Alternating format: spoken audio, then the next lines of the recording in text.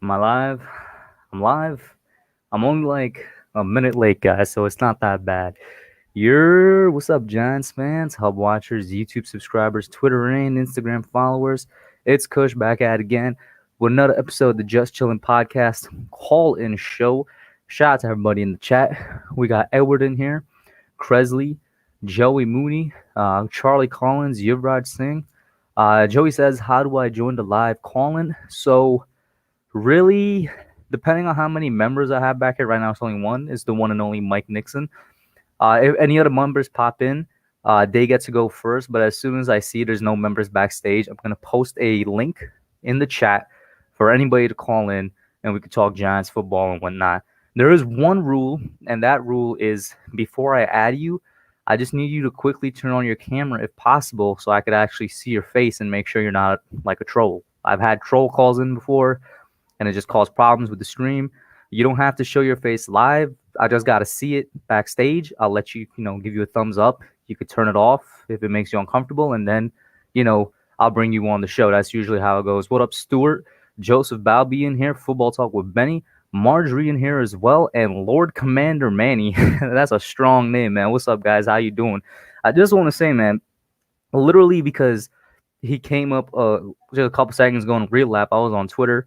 Shout out to the homie Ron Effect, man. I don't know if a lot of you guys know who Ron Effect is. Like, kind of came up randomly on Twitter, and I retweeted saying, somebody asked, "Do I know who this is?"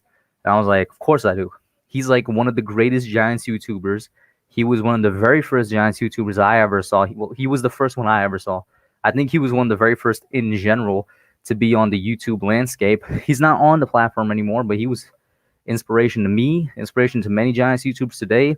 He was honestly a really cool dude on the website here, man. I really hope he makes a comeback someday, but we'll see about that. But shout out to Ron. If I had to say that real quick, because I was surprised by the amount of people on Twitter that knew who he was.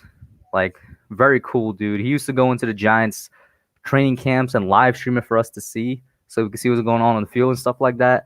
But yeah, man, Ron Effect's that dude, bro. Like, cause I've been watching Giants YouTube since 2015. So what is that? A good 6-7 years now. And he was the only person I watched back in like 2015. It wasn't until like 2018 when like other guys such as like Tane Bad Dog and stuff came to be really well. Bad Dog existed, but that's when he really kind of exploded, and that's when I saw everybody else. Well, up guys, Rick is in here as well. Jaden the champ, Bryson, Big Play Slay. What up? Enough of all that. Giants had a couple of eventful days. You know what I'm saying? We made a trade for Billy Price. Then today we made a trade for Ben Bredeson. Hopefully I'm pronouncing his name right. Also, we cut down to the 53-man roster. Let me get Mike on here. Alex, what's up, man? How you doing? And we'll get right into the call-ins, man. Yo, what up, Mike? Yeah, what's up? I'm good, man. What about you? I'm just chilling, Just chilling? and I find it interesting that we only have 8 linemen on the roster right now. Do you think that's going to change, or do you think it's going to stay at 8? I mean, we will probably maybe add a couple more linemen tomorrow, possibly. But I mean, in all seriousness, Joe Judge has been working shoulder at guard, but that's not really his specialty. Well, right now, in terms of other than the starters, we got 3 presumed backups: Solar, swing tackle slash guard. Billy Price could play really anywhere on the inside, and then guard Yeah, slash. No, I think he's only a guard. I was about to say guard slash center. No, he's just a guard in Ben Bredeson. It's actually not that bad of a backup line to have, but like you said, it's interesting that we're only rolling with 3 guys as of right now. maybe Judge is taking into account the versatility Mm-hmm. as part of it. So three linemen that can Oh, I don't know about They could shift on the Bredeson, line but basically. yeah. So it's basically you have Nate Solder, who is now learning to play guard. Billy Price plays guard and center, and Bredeson just plays guard. Mm-hmm. But I'm I'm just hoping this line pans out, Mm-hmm. especially especially because of Saquon. This Well, is the without a doubt, line. we're a good run blocking line without a doubt. It's really just the Yeah, pass protection I think we should be worried about. yeah, but still, you want Saquon Barkley behind this line. I know they're all good run blockers, but you can't expect linemen to play every single down.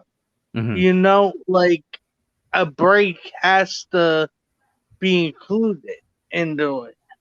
Well, don't most starting linemen play almost every single down? Touche, touche. I'm genuinely asking. I'd be surprised if they don't. I'm pretty sure most of them do, right? Same. Yeah, Yeah. yeah, Also, what up, you're Ash? How right. you doing, You're man? right. But I mean, it looks like they learned a lesson from last year with the receivers. Boy, was I surprised. I listen. I think we all knew they learned the lesson. They weren't gonna roll with 5 again because that was so low. 6 is like the perfect number, Hmm. but they went with 7, man. 7 guys. Shout out to Diggy. He was the only person I've heard saying that they were gonna roll with 7. It was actually on a stream of his. Was it like last week or something like that? And Hmm. 6 of the 7, I always thought were gonna make it because I always thought the extra 2 guys would have been Board and Pettis. Sills, who I Yeah. know a lot of people are not happy didn't make the team, didn't even make the 7th. They had Ross as the 7th guy. So what do you think about that?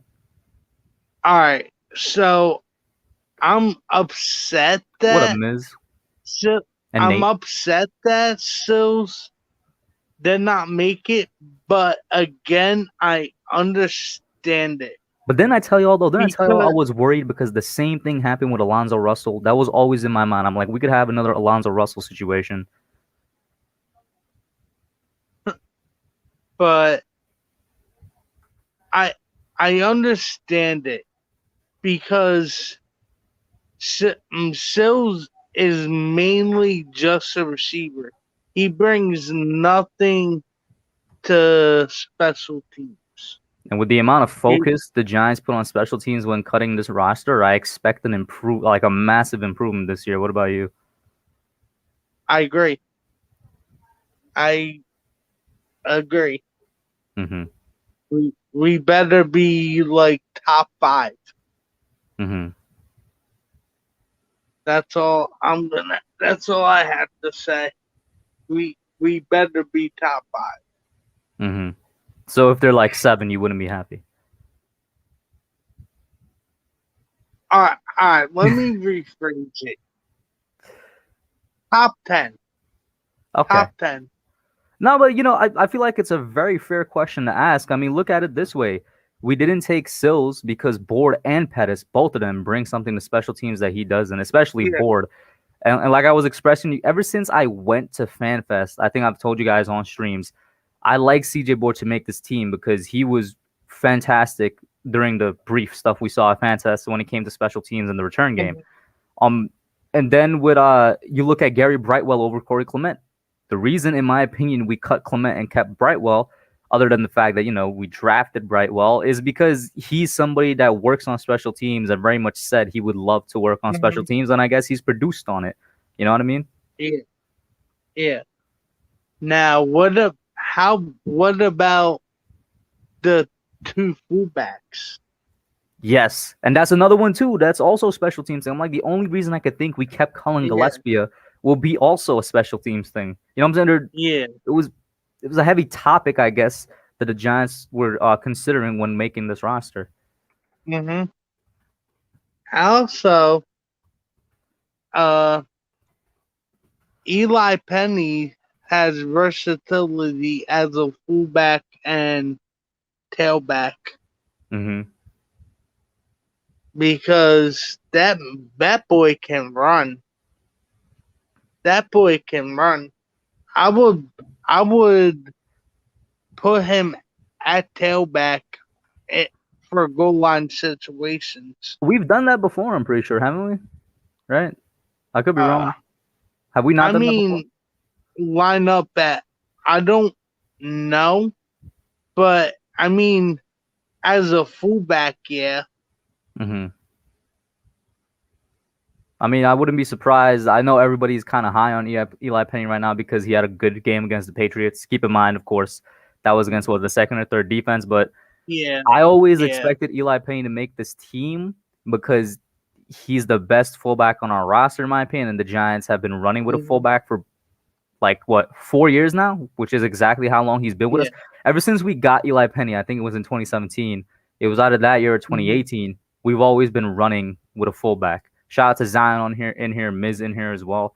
But yeah, so and hey, yo, How? I said as a joke, but is Eli Penny the second best fullback in the league?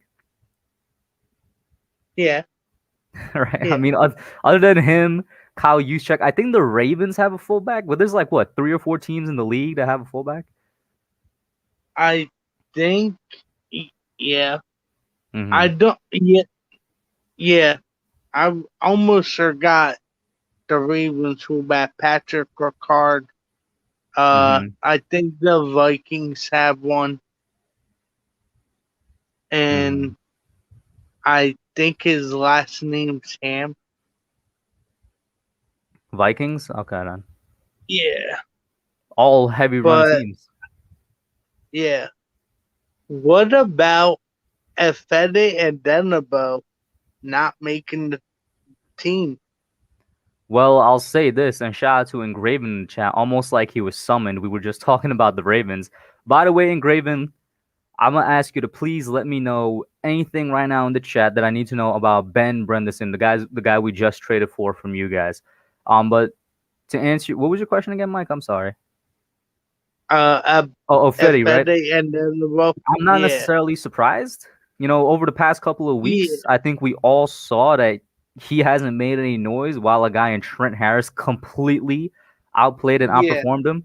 You know what I'm saying? Whether it was in the yeah, joint practices, whether it was in actual mhm, preseason games. If there's a guy that yeah, earned his spot on this roster, it was Trent Harris. And it just seemed like Afidi just did not do anything. Not as a slight to him. He probably just did not fit our scheme. yeah.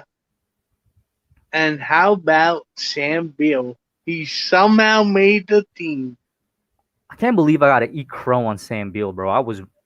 Do I say I was wrong about Sam Beal? Because I completely didn't expect him to make the roster, and he made the roster. I guess. Hey, man, obviously they But know more than I do, I bro. mean, Like nobody's denying that. Joe Judge has said that he's made drastic improvements Mm-hmm. in the joint practices and camp. Hell, he, I hope I hope he succeeds. Yeah. I hope he succeeds and makes us all eat pro Mm-hmm. Yeah. because Miz says that he was on the Sam Beal train, learning on sports in here. Hold up, Manny.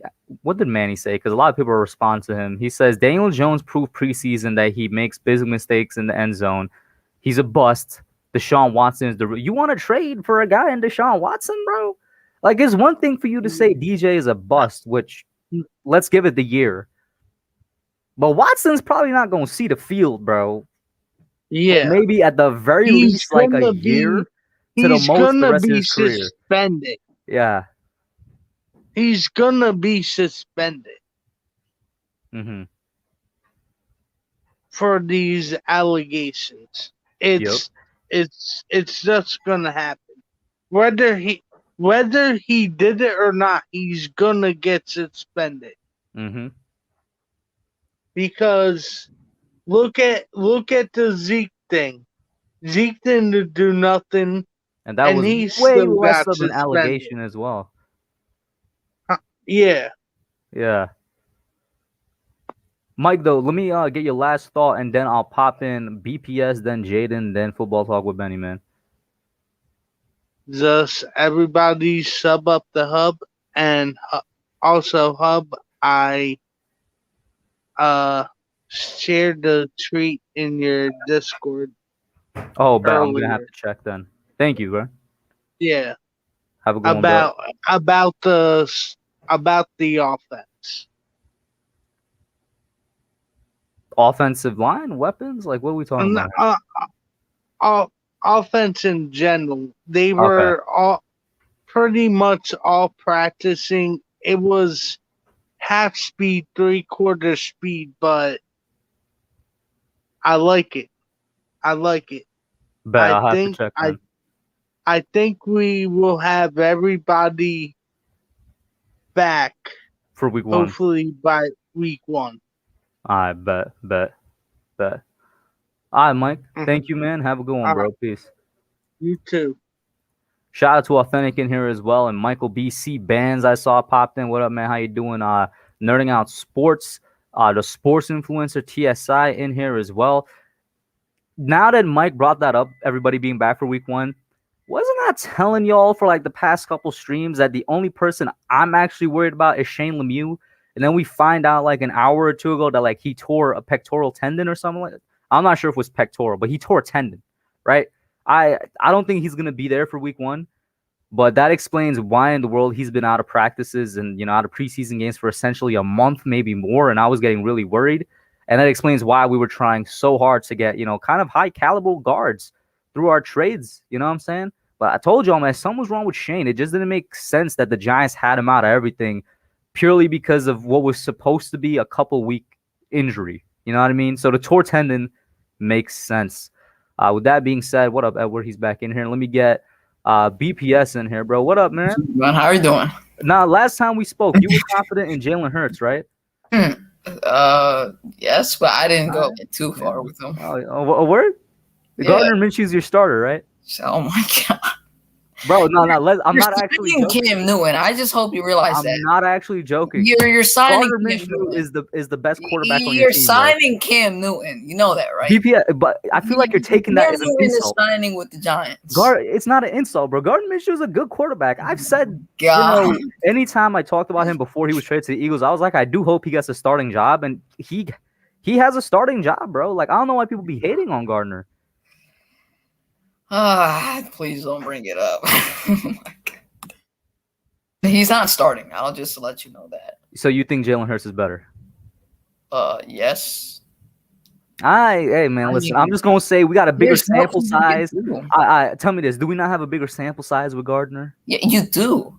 You do. Is he not a good But who's the quarterback? starter right now? Minshew or Hurts? Minshew, come on, man. Today they just named Hurts the starter, so you can just word. all that Minshew curiosity of him starting as a quarterback. Starting. I'm gonna ask you this. Let me ask you this. All right. Yeah. All right. Shout out to Joel in here, by the way, and chat. I'm asking chat this as well. So this is gonna be yes or no answers, right? Oh my god. All right. Did the Please Eagles don't make it too hard, right? Did the Eagles not undermine Carson Wentz when they continue to have Nick Foles on the team, and that messed with his mind? Is that true or not? I think it was true. Okay. Now, are the Eagles not undermining and messing with Jalen Hurts' head by bringing in Gardner Minshew, somebody that can realistically start for them? No, I don't think this one is the same. Why you say that? I think the difference between Hurts and Wentz is that Hurts is actually mentally tough. Wentz is just broken down. Like that dude, it will cry over the little fussest things ever. Like wow, I've never heard an Eagles fan talk this about Wentz. I'm not even joking. Like Carson Wentz, I love the guy, but you saw the way he left, and you saw how everything played out last year. I'm just gonna say it right now. I think Hurts is just more mentally tough than Carson Wentz, and you can see that because every single time Jalen Hurts is in that same position where he's put back into the fire because He like Tua Tagovailoa, he took his job, and he still had the same attitude, and I don't think it'll change. Okay. All right. Hey, man. I hope you're right, bro. You know what I'm No, saying? I hope that your starting quarterback has no.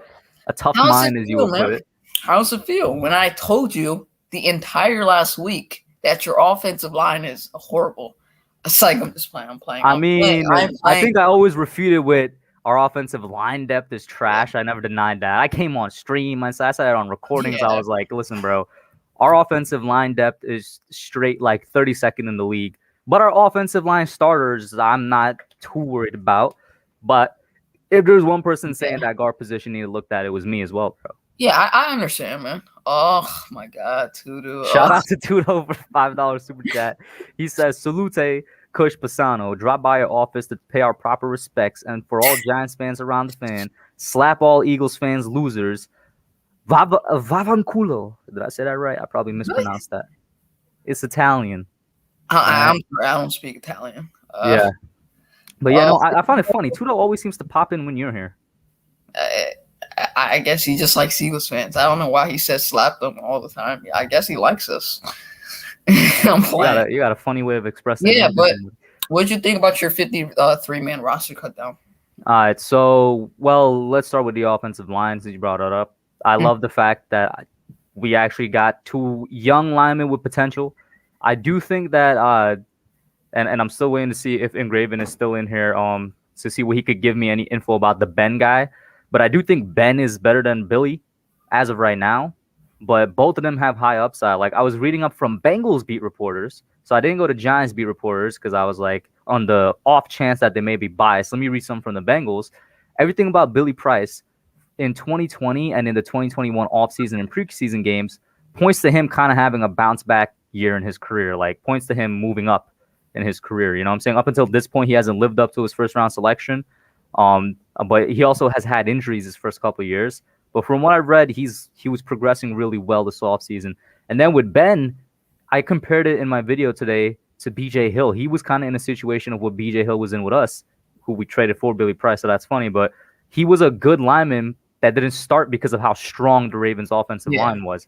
BJ Hill on our defensive line is a good defensive lineman that I believe could actually start on the Bengals. I think he will start on the Bengals. That's how good he is. But he didn't start because we had Leonard Williams and Dexter Lawrence ahead of him, along with Dalvin Tomlinson last year on the depth chart. So I'm just like, I like that we got two good young linemen who have potential to grow. And I mean, this Ben dude is a sophomore. Yeah. He's only 22, just like most of our line. Like 3/5 of our starting line are sophomores. They're second-year players. So yeah, I do like it a lot. Yeah, I agree with you. Someone that doesn't agree with you is Logan. Because Logan, he's already hitting the panic button. And I completely disagree with him.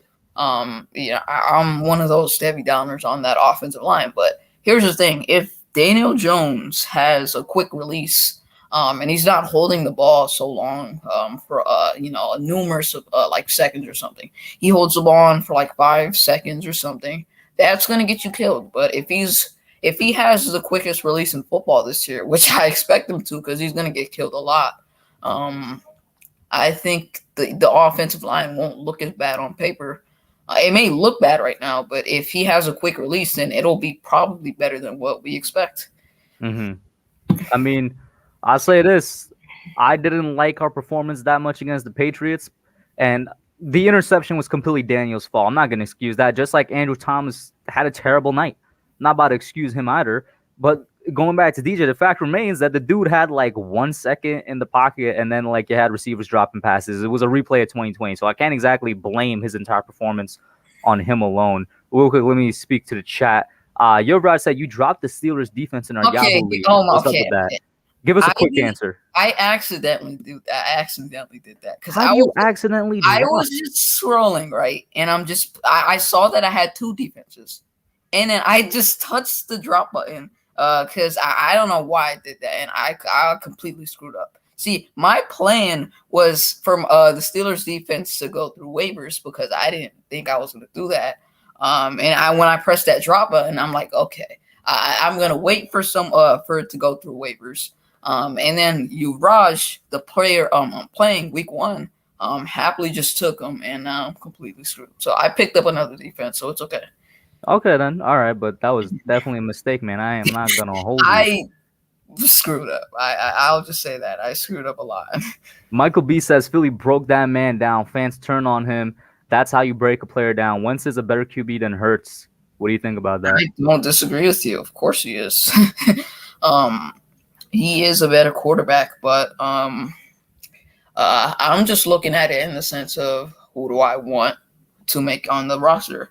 And clearly Wentz didn't want to be on this team because it just didn't feel like he was a quarterback that just wanted to be in this environment, because he's from North Dakota State. He's from a small, town. He's not, how do I say this? He's just not used to that big environment. And that's why I think he crumbled here. John Speaking Sports in here, amazing guy in here. Marjorie with a joke saying Bishop Sycamore should sign Cam Newton. Bro, they've been trending hard the past couple of nights. It's absolutely hilarious. I've heard people say Cam to Washington. That makes no sense whatsoever. Well, they say that because of the connection to Rivera. But I'll say this. I think Cam is better than Ryan Fitzpatrick. I could be wrong, but we'll see how that goes. Engraven says, did Flacco make the roster for you guys? Yes, he did. So you guys are running with 3 quarterbacks right now? Oh my God, Kush. Yo, I just asked a simple question, bro. Oh my God, bro. Just leave Hurts alone, bro. I know you guys like him. Y'all just don't want him to be here. I just asked a simple question. I said, are you running with 3 quarterbacks, man? It just sounds like you're insecure about your quarterback. Here we go again with Tudo. Shout out to Tudo for the $5 super chat. He says nothing in the world feels better than to slap around Eagles fans like ragdolls and show them who's the boss, and then you won't be smiling anymore. So all I have to say to those is be careful. This man's a child, bro. Says the team that has been horrible the last 3 years. Still talking. What have y'all done in the last 3 years? We've made the playoffs the last 3 to 4 years. I don't know if you want. Are we talking about the last 3 though? You made the playoffs barely. Yeah, we made the last 3. Yeah, the last 3. We made the playoffs twice. Wait, barely. 2018, we did make the playoffs. Remember when Carson Wentz and Doug Peterson was supposed to be that quarterback head coach duo that went on for years? What happened, man? You know what's funny? You remember when they said Carson Wentz and Doug Peterson didn't talk for 8 to 10 weeks? Yeah. Literally, when he got fired or whatever. This is a couple weeks ago. He was Doug Peterson was spotted in the Colts, training camp talking to Carson Wentz, and that was mysterious to me because they're saying all of this, him not speaking with. Wait. We're talking about Colts as in today, Indianapolis, right? Indianapolis. Real quick. Shout out to Heartstorm. Shout out to Entertainment in here. What up, y'all? Stand up. You mean sit down? Wait. I'm just gonna ask you, why are you focusing on the Colts and Carson Wentz, bro? Focus on your own quarterback. I am. I'm just mysterious to me. I'm curious, man. Sounds like to me you ain't got nothing else. Anyway, what other questions you got, bro? We cut Travis Fulgham today. The guy. Oh yeah, yo, Eagles fans last year. Shout out to Philly Notion. Just could not shut up about this guy Travis Fulgham. He ended up leading your team in receiving yards, and then you cut him. So what's up with that, bro? I thought this dude was the next coming of Larry Fitzgerald or something. He was horrible this offseason. All right, I honestly think he has potential. I just feel I don't know, man. I think it's just this entire offseason. He just didn't look the same because people said he's one of those guys that thinks he's already. And Edward says, why not cut Arcega-Whiteside? Do I have to answer that question? Do I really have to answer that? Was he better than Fulgham? This offseason, that's what they were saying. He's horrible. He's god awful. But every single year, he finds a way to do good in training camp, but he does nothing in the regular season. So he's I'll do good in training camp to keep my job, but I'll do absolutely nothing in the regular season. So that's his plan. Shout out to Tudo with the $5 super chat, describing how he finds Eagles fans. What do you think about this? It's ridiculous. I know that's not what I am. That's maybe other Eagles fans. Is fans. Tudo a hater? Yeah. I mean, that's I can't blame him though, because it's the Eagles. You know what I'm saying? I can't really the blame him that only much. Giants fan I like in here. What's good entertainer, man? How are you doing? See, A that's word? a Giants A fan. word? I can't have nobody on the stream that's gonna be like the only Giants fan he likes in here is not me.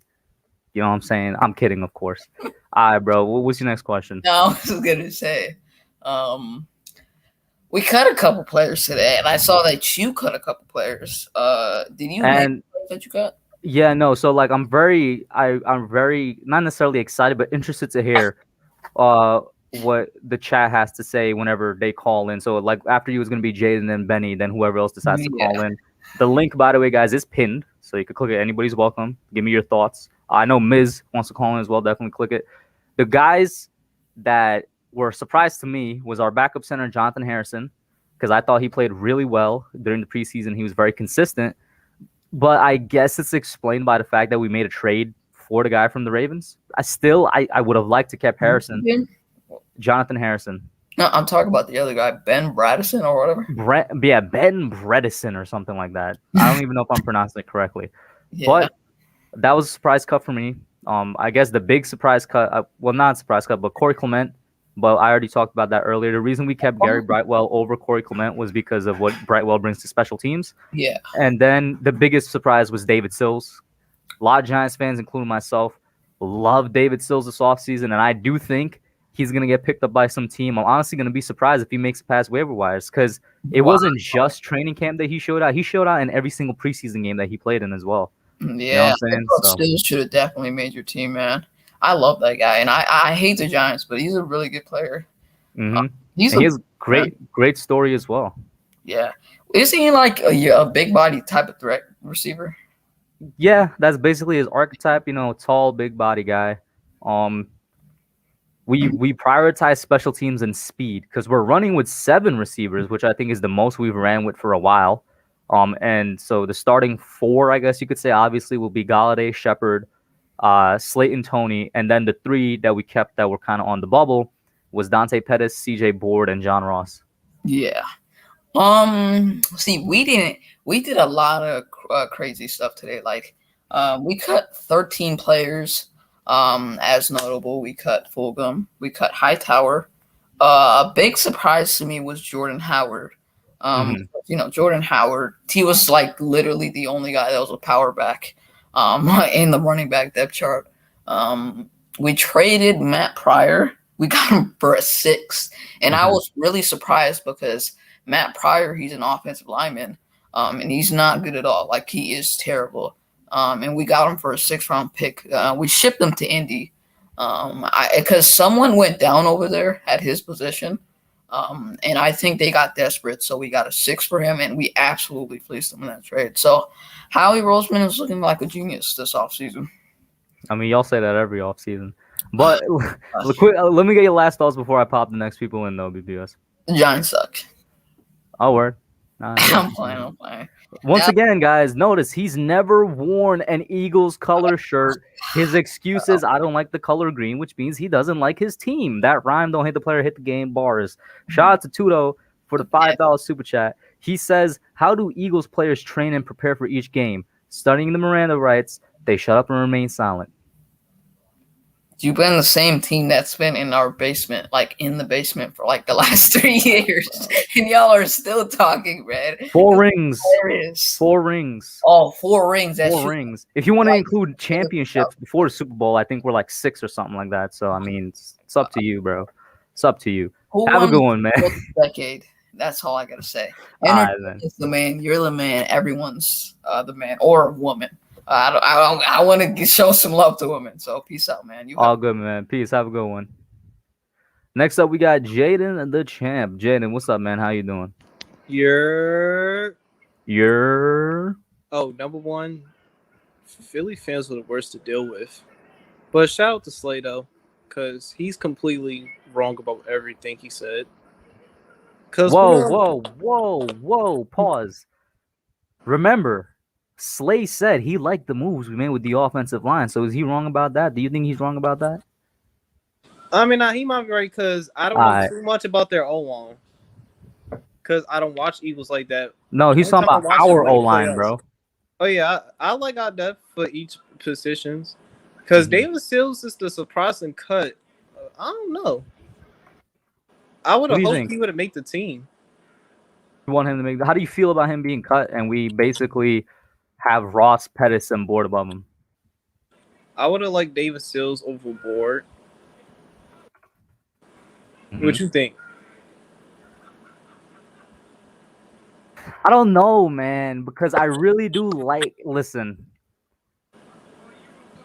I wouldn't disagree if we had gone with Sills overboard, but just because I saw with my own eyes what this man Board did for special teams, he was in the return game for the Giants that won FanFest. I know it's only one thing, but then they also had him playing returner more than anybody Yeah, else during the preseason.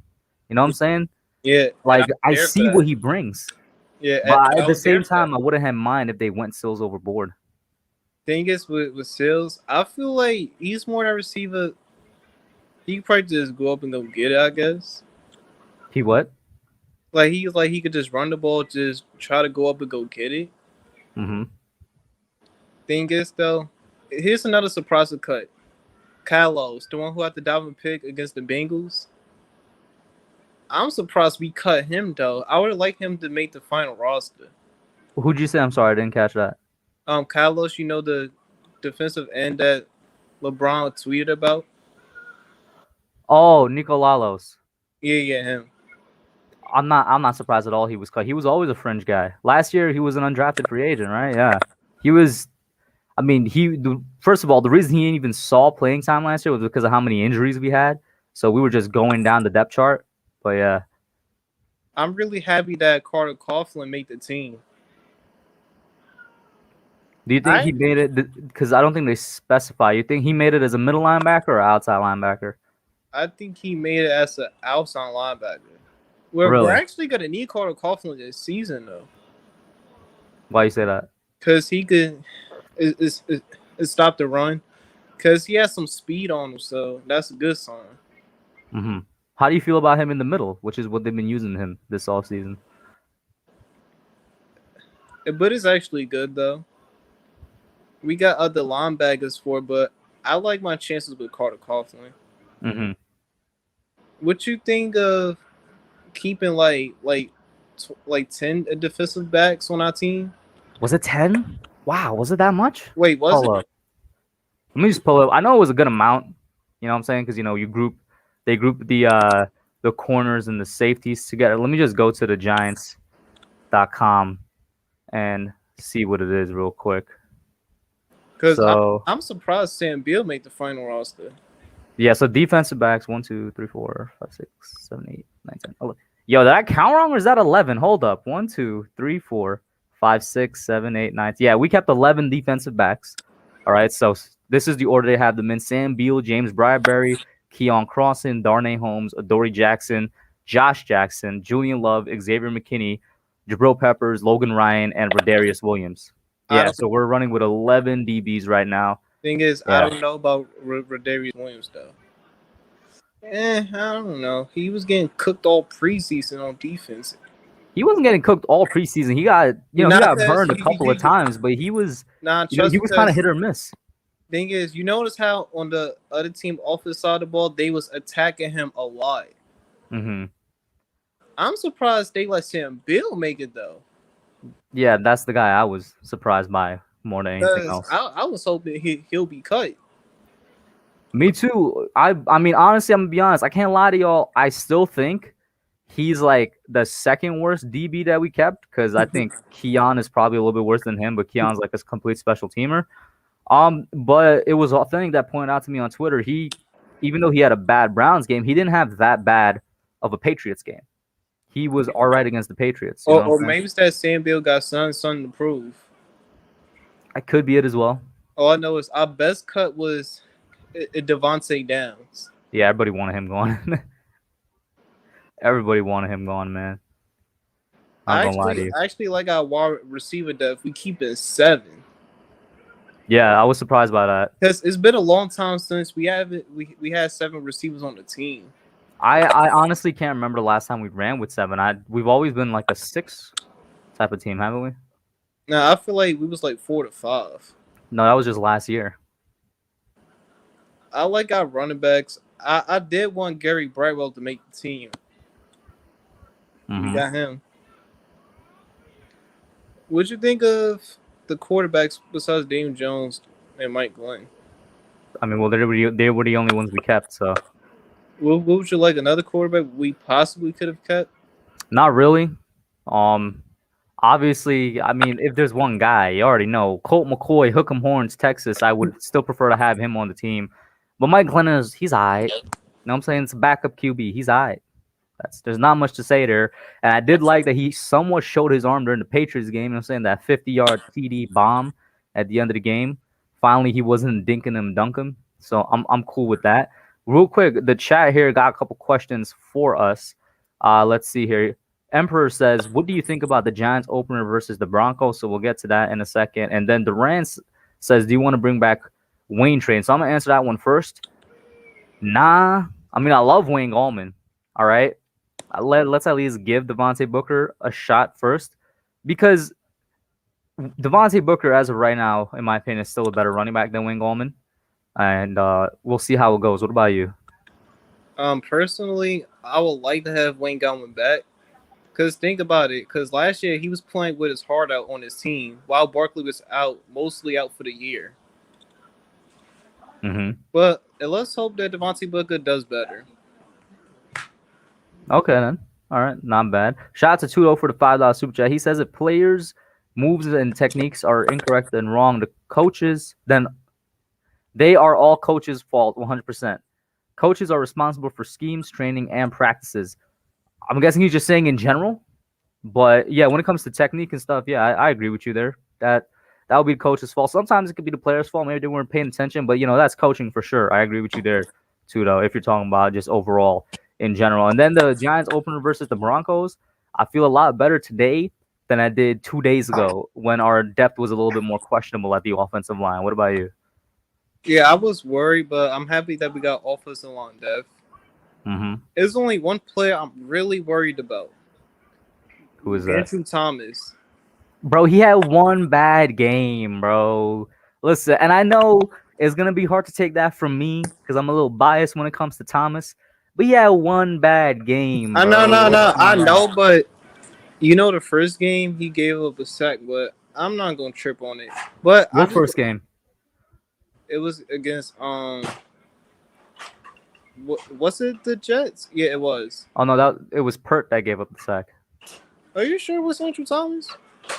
The first game it was Pert that gave up the sack, and then this game against the Patriots, it was Thomas Yeah, that was but- performed horribly.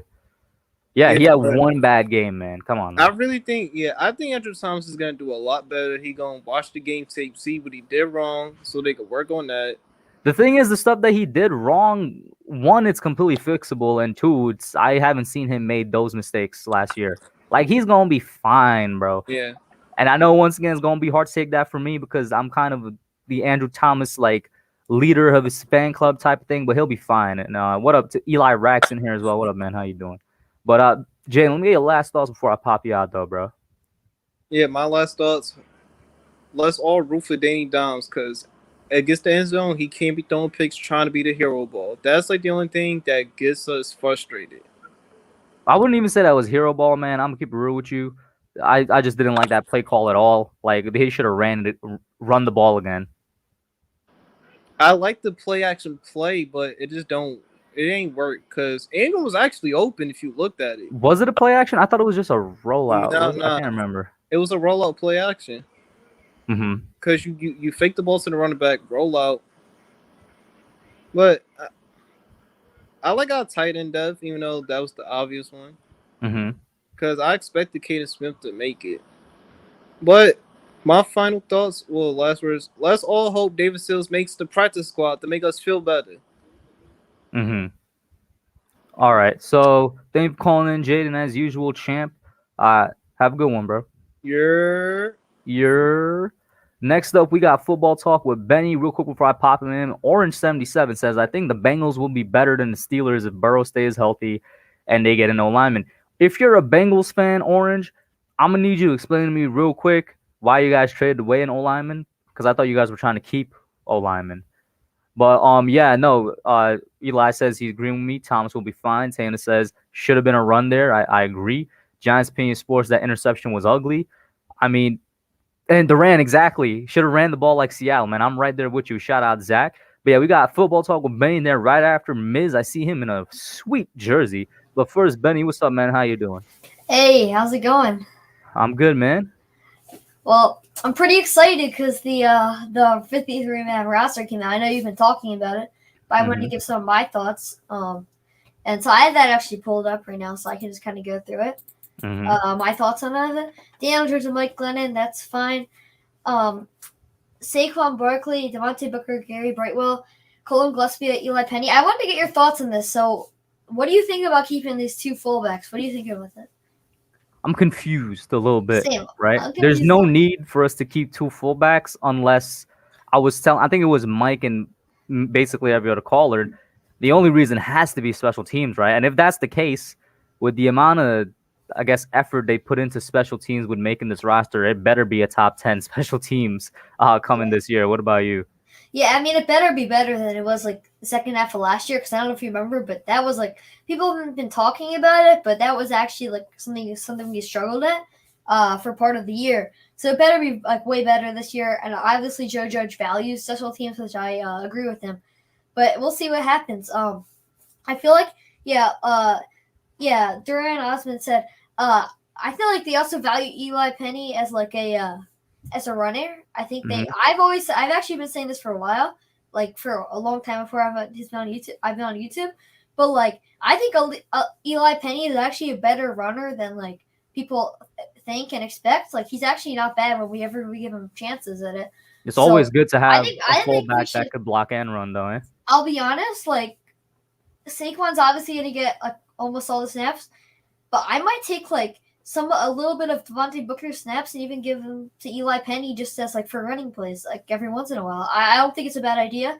And I guess it's like the special teams and all that they're really going for there. But I'm a little confused on it, but I do have some trust. But also, what do you think about Gary Brightwell over Corey Clement? Because I like Corey Clement and Gary Brightwell. Well, first I was gonna ask you, who do you like better as a runner, Gary Brightwell or Eli Penny? Ooh, that's tough. I think right now, that's actually really hard. Obviously Eli Penny has more experience, so I might trust him a little more this year, but that doesn't mean Gary Brightwell is necessarily worse than him. I think Gary Brightwell next year at least will definitely be way better of a runner because I actually like Gary Brightwell a lot. But I would say for now I would give at least the snaps to Eli Penny because I don't really know about Gary Brightwell.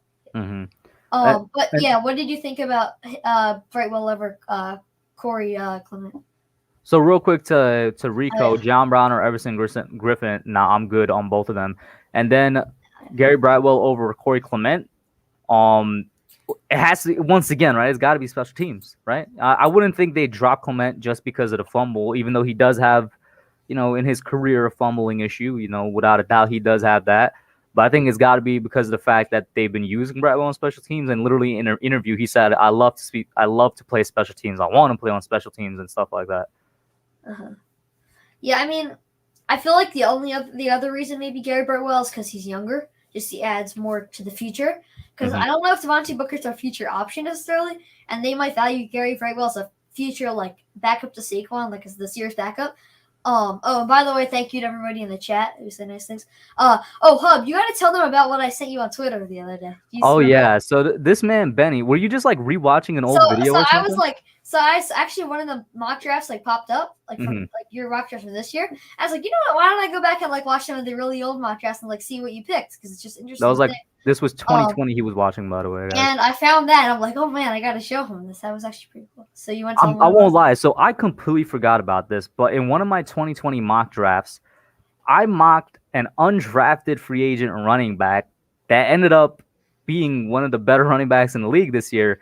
James Robinson. I mocked him to the Giants in the 7th round. Yeah. And I think it was with our last or second to last pick. It was like our second to last pick, I think. Yeah, I was like, it was going to be a good option for Saquon's backup. He's been a workhorse at the high school and college level. He's a good runner. He could read the holes and hit the holes well. I was like, bring in this guy, James Robinson. He's going to be a good backup for Saquon. And once again, I won't lie, I completely forgot about that. But hey, man, listen, you know what I'm saying? I know how to scout at least running backs every now and then. I mean tackles too. Andrew Thomas, Matt Pert. But yeah, nah. That would have been crazy. Imagine if we actually did draft Robinson in the 7th round. What a steal. That would have been a steal, yeah. Because him and Saquon there, like he would. And the crazy part is actually like he would actually have gotten a chance last year if you think about it, probably. Because like obviously he would have, yeah. down. No, so he would have proven himself as like a really top-notch backup. Even. I mean, I don't know if he'd have the 1,000-yard season, but honestly, how much better was Jacksonville's line than ours when it came to run? I don't know. Was it really that much better? Good offensive line. They have what's his name? I guess they kind of compared to us from last year because we had Zeitler and they have what's his name? Is his name like Norwell or something like that? Mm-hmm. Andrew Norwell, I think his name. But I can't remember, but yeah, they had signed him a while ago. It's kind of the same situation as like the Giants and Kevin Zeitler. Except they actually decided to keep him, surprisingly. Mm-hmm. But let me just get to another part of this roster. Okay, Austin Johnson, Raymond Johnson, Dexter Lawrence, Danny Shelton, Leonard Williams. Let me ask you about with the defensive line. Oh, yeah? Because I was saying this because I only got to do my BJ Hill trade video today.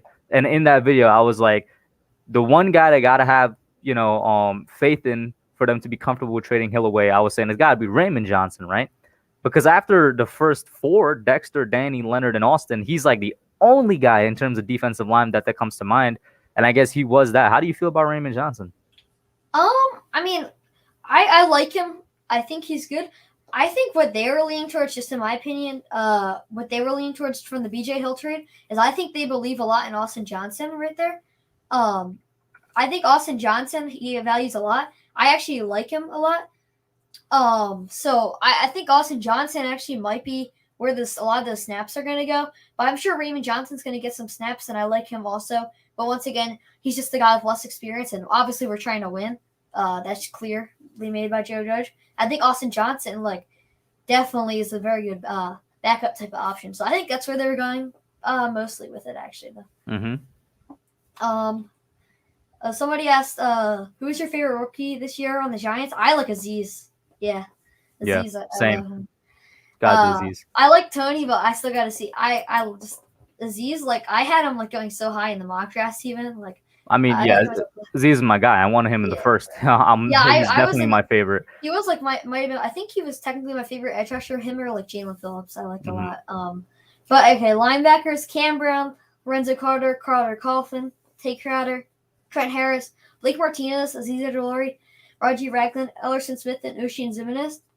First, I want to get your thought because I know some stuff about him, but I don't know that much about Trent Harris. What did you think about that? Because I heard he was gonna make it, but I didn't. I was I know some about him, but I haven't heard too much about him. Well, like I was saying, I'm guessing this because you've been busy in the summer, right? You went to several camps and stuff like that. Yeah, but Trent Harris, Trent Harris, I was saying earlier, somebody that just straight up earned his spot on the roster, both in training camp and in joint practices, and then you add in the preseason games. He was somebody that showed up and showed out. He was always in the backfield. Specifically, the Browns joint practice comes up.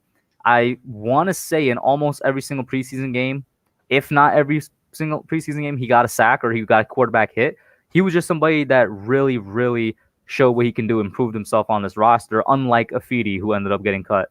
Yeah, I mean, I remember him not being so bad last year because he was on the team for some part of the second half of the year. Definitely. I remember him for some reason, I don't even know if it might have been him. Did he create the forced fumble? No, actually, it wasn't him in the Bengals game, but I just remember him at the Bengals game for some reason. I don't know why exactly. Trent Harris, why it comes to mind for me. But yeah, I didn't know that much about him. I had heard he had a good off season or whatever and all. But so let's see. Oh yeah, and I want to talk about what's the name, Afidi. So I was kind of surprised with it, but at the same time, I kind of expected because he wasn't really sure. Did he have an injury or something? Or was he just not playing? I think he just didn't fit our scheme and defense. I know. I had thought that was my main concern with him right when we had signed him, and I'm I feel he's kind of in between for our team. I don't know if he's going to be able to play on the defensive line. And I just don't know. I think he might be able to play that outside linebacker that Aziz Ojulari or Lorenzo Carter type of role. But is he going to be as good as a lot of the guys we have, a guy like Oshane Ximines? I don't think so. So, yeah, I feel that's why one of the reasons he was cut, and I think he just didn't show enough. And we're gonna if you show out and there's a guy who doesn't really show much, then I think we're gonna choose. That's just the type of coach Joe Judge and the type of guy Dave Bellman is. They're gonna go with the guy who's performing. So I didn't mind that at all. Mhm. The wide receivers: C.J. Board, Kenny Galladay, Dante Pettis, John Ross, Sterling Shepard, Kadarius Toney, and Darius Slayton. Uh, I I liked everything. I do wish kind of that we had what's his name why am I liking David Sills on top of like Dante Pettis. Most people are Mhm. saying John Ross, but I actually feel like John Ross has a higher ceiling than Dante Pettis, even though Dante Pettis actually has a high ceiling. And on like most teams from the past couple of years, and on most NFL teams right now, I would definitely have Dante Pettis like making the roster. But I was just wanting David Sills. Um, and I like CJ Board because of his like special teams, so I'm happy he made. And the other guys were pretty much locks. Mhm. So I'm not like super mad about the whole David Sills things, but I am a little disappointed. I was a big fan of him. In fact, if he would make the team, I was gonna actually make a whole like video just specifically about him because I had done a lot of research into like his history and all, and he has a Mhm. really interesting like story just growing up. He was a really highly ranked recruit that kind of got snubbed by college and then found his way onto like having to work super hard. So I thought it was a pretty cool story. Mhm. Um, but as for the tight ends, Evan Ingram, Kyle Rudolph, and Caden Smith, I like this. But I feel like I don't know. I heard that we might actually like I heard we might trade for a tight end. That's what I heard. I forget who it was. Maybe it was like Dan Duggan or something. My thing Maybe is, someone do we else. need to? Like, is I three don't tight know. ends not enough? I I guess they think the really want to run with four no, tight ends I or think the something. only the reason why is because like Evan Ingram has this minor injury. Kyle Rudolph, we still don't know his exact status, and Cadence. So that means Cadence is the only like technically healthy guy. Mm-hmm. Kyle Rudolph is gonna be fine for week one, by the way. I'm gonna just let y'all know that. Just like I was saying, Saquon is gonna be fine for week one, and that's looking like it. Kyle Rudolph is gonna be fine for week one. I think he'll be fine. And Evan Ingram, we'll see. What do you think about that? What do you think about him? What do you mean? Like, what Didn't do I he think have like about him? an he had an injury? You hear Oh that? yeah, no, Ingram, he should be fine as well because the injury did not look that serious. I honestly think I think both of them are gonna be fine by week one. Yeah, and I agree, Entertainer. I'm praying that Sills just goes unclaimed so we can have him on the practice squad. But yeah, I think that's it. I But think okay, you covered everybody. Yeah, wait, did I go to defensive backs and offensive line and stuff or no? didn't you? I don't Yeah, think you I did. Yeah, did. we did defensive backs because that was 11. That's when we had to count. No, that was Jaden, I believe. Oh, okay, my bad. Oh yeah, go It's ahead fine. then. I'll go over them quickly though. Sam Beal, James Bradbury, Kean Crossan, Darnay Holmes, Adoree Jackson, Josh Jackson, Julian Love, Xavier McKinney, Darrell Peppers, Logan Ryan, or Darius Williams. Everything, in my opinion, was great. I was a little confused about the Sam Beal thing. I don't know. Is there another defensive back you would have had ahead of him? You think or what? Not necessarily somebody I would have had ahead of him. I just probably wouldn't have had him at all. You Yeah, know what I I'm don't saying? think. Yeah, I don't know if Because I don't know if here's the Sam thing: for Beal. both wide receivers and DBs, we kind of went with one more extra than I thought we were gonna go with. Like I thought we were gonna roll with 6 wide receivers, and that meant we were gonna roll with 4 tight ends, and I thought we were gonna roll with like around 10 DBs so that we'd have like 6 defensive linemen. But we'll see. Yeah, I mean, I was fine with the extra wide receiver. I actually like that because we're so deep at wide receiver, and I want to keep our guys. I don't know if there's really a need for Sam Beal, but I mean, I guess technically it's potential, so it's not that bad. Hmm. Offensive line, uh, we obviously kind of know who made up Ben Bredeson, Nick Gates, Will Hernandez, Shane Lemieux, Matt Parrott, Billy Price, Nate Solder, Andrew Thomas. My only question for you is, what do you think about the two new guys in Ben Bredeson and Billy Price? So I really like both of the trades. We traded. It was BJ Hill to the Bengals, and we got back Yeah, more from them, right? We got Price and a. Then we got a pick as well, a conditional seventh, right? did we? I didn't even know that. I, I You could be sure? wrong, Because man. Let me double check. Did we get you a sure? pick? Because there was a conditional seventh in the Ryan Oh, so Santoso then I'm trade or mixing up. whatever. I'm mixing it up. Then Yeah. let me just pull up what the Billy Price trade was real quick. So Billy Price receiving Oh yeah, former. Frankie G. I heard about that. I think Nate Ebner might sign, so Mm-hmm. maybe we'll get rid of Sam Beal or Colin Gillespie. Let's see. I'm not seeing anything. Was it? It was not a straight up trade, was it? Was it a straight up I trade? don't know. It Somebody might in have the been. chat, let me know if it was a straight up trade. Either way, it doesn't matter. I like the fact that we got Price because I was saying earlier, in recent history, it shows that he's been improving from last year and going up until what you call it, going up in the off season as well. he was having a good offseason this offseason. So, signs point to him basically, I don't want to say a bounce back because it's not as if he's had an impressive NFL season, but bounce back in the sense that going back to what people expect him to be from college level. And then with the Brett trade, I really like it a lot. I know we gave up a fourth, but we got a fifth and a seventh in return, so I'm fine with that.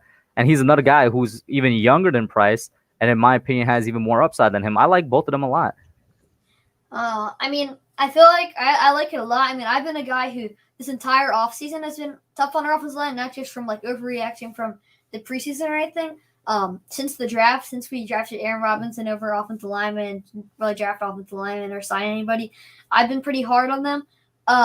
So I'm really happy to see this. I think it really adds depth, and I'm like way more confident in our guards now, and our interior, just for sure, because like I was really worried about our depth, and all of a sudden I feel like it went from like horrible depth to actually like good depth. I mean, I wouldn't be that mad if Billy Price or Ben Bredeson got a chance of starting. I think they could both turn out to be actually like solid offensive linemen that are good enough to be like a starting caliber guys. Now, I'm not saying they are going to be that, but I feel like I have trust in both of them. So, I like those trade. And the final thing I want to say was about Casey Creeder. He was cut, but he's supposed to be back on the team like in a couple of days or something. We're supposed to move somebody to the IR supposedly and just sign him back. So that's just all. But that's the last thing. Mm-hmm. That was the last thing? But yeah, that's it. Thank you for having me on. Hey, man, no problem, bro. I think Miz might have popped out literally as soon as you're about to be finished. So if he pops back in, I'll pop him on. Other than that, there is currently nobody backstage. So if anybody wants to call in, go ahead. Like I said, you're all welcome as my chair keeps going down. Let me bring this up real quick. So, yeah, my chair kept going down. That was weird. But, yeah, Benny, thank you for calling in, man. Have a good one. All right. Peace. So up until somebody else calls in, I guess I'll just sit here and chat with you guys. There was a question in here somewhere that I did not get to. Where is it? Is it far up? It might have been far up. Something about a storm? You guys facing a storm? Is it that? Is it Ida? I think it's Hurricane Ida or something. Where is it hitting? 1 and 2, be safe. I hope you guys are fine. So we got somebody in here. It says ranch doesn't belong, and then it cuts off. So ranch, like I said, the rule was if you're somebody I don't know you, my bad. Just quickly turn on your camera so that I could see that A, you're a real person, and B, that you're not a troll. You don't have to keep the camera on. I'll let you know to turn it off once I see your face, and then I'll add you on here. But that's just the one rule. Whenever you do that, I'll let you know. Until then, chat, let's see here. Reading that Lemieux has a partially torn patellar tendon. Will plan to play without surgery. Patellar, is that in the knee? I'm going to assume it's in the knee. He went out with a knee injury or like that or something, right? Or was it his hamstring? Let's see now. Patellar tendon. Yeah, it's in the knee. Wow, bro. Is it by the ACL? No, it's not. Okay, thank God. It attaches the bottom of the kneecap to the top of the shin bone. Man, there was some off with Shane Lemieux, man. All right, Ranch, you good. If you're comfortable, you can keep it on. You could not keep it off. It's what up. But what's up, man? How you doing? Bills fan in here. You know what I'm saying? Rocking the Bills jersey. And Mello. Shout out to Mello. You there, bro? Yeah. Mm-hmm. So I was wondering how you feel about Chandler Jones leaving Arizona. Did they trade him? No. He wants a new contract, and Arizona said that they won't give it to him. And there's speculation about him going to the Bills or a team that needs a pass rusher. Okay. All right. No. Yeah, I know about what you just mentioned. I thought they actually made a move and traded him. So I find it kind of hilarious because when JJ Watt got there, him and JJ were being all like brotherly and posing for pictures and everybody, the NFL and NFL media is like, how good is this pass rushing duo going to be? And literally a couple weeks later, he's like, I want a new contract. I want to go somewhere else, basically. I guess all the power to him. He's been in Arizona for a while now. I want to say since 2015 or 2016, right? 2015 or 2016. He's had a great career, honestly. He's a very underrated pass rusher. And I don't know how much he's being paid. So if he wants a new contract, you know what I'm saying? If he feels like he's underpaid, then he's probably right. A lot of people don't know who he is because he plays in a small market when he's like, he has a a lot of sacks in the past like 5, 6 years. Like he leads the NFL or is like close to leading the NFL in it. You know what I'm saying? Wasn't there one year where he had like 19? It's absolutely crazy that not that many people know who he is. But I'm gonna have to see what his contract is. But yeah, what do you think about it, man? Are you wondering about it because he's rumored to the Bills, your team? Yeah, I love Chandler Jones because he went to the Qs too. So, Mm-hmm. coming home to nearby Buffalo, like Mm-hmm. it would just make everything, it would fall into place. We need a pass rusher. Matt Milano can only do so much by himself.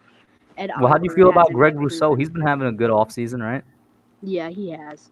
Um, One thing about the Bills that I'm really worried about is if the vaccine rules are getting more strict, if Cole Beasley is going to be able to play week 1. Mm-hmm. So, oh yeah, Cole Beasley. He's he's anti-vax. And hasn't he been following the rules? He got quarantined for 5 days. Mm-hmm. I mean, so But as long as he's, I guess, following the protocol, there's no reason he shouldn't play, is what I'll say. mhm. Yeah. And did you see that I'm sure you saw it, that Cam Newton got cut and Mm-hmm. Mac Jones was named the starter? The only thing with that very, as a Bills fan, that worries me is that what can happen is Bill Belichick is going to do what Bill Belichick does and make not Cam Newton, Mac Jones, develop him into the next great quarterback. And I feel like an underrated signing for them was Kendrick Bourne. I feel like him with Mac Jones' arm, him and Kendrick Bourne could be a great duo. Mm-hmm. So I'll say this about Bill and Mac. Well, first of all, did you not have that fear when they drafted him? So even if Cam still stayed on this year, it was going to be eventually Mac was going to start. You know what I'm saying? They picked him, what, 15th overall? He was going to start eventually, right? And I was just, after yeah. seeing him in preseason and now knowing that he's the better out of a former MVP quarterback who is injured. Well, he's not injured now, but he used to be injured. He's not himself, but he's Mm-hmm. not a slouch. He's not he's not as bad as most people think.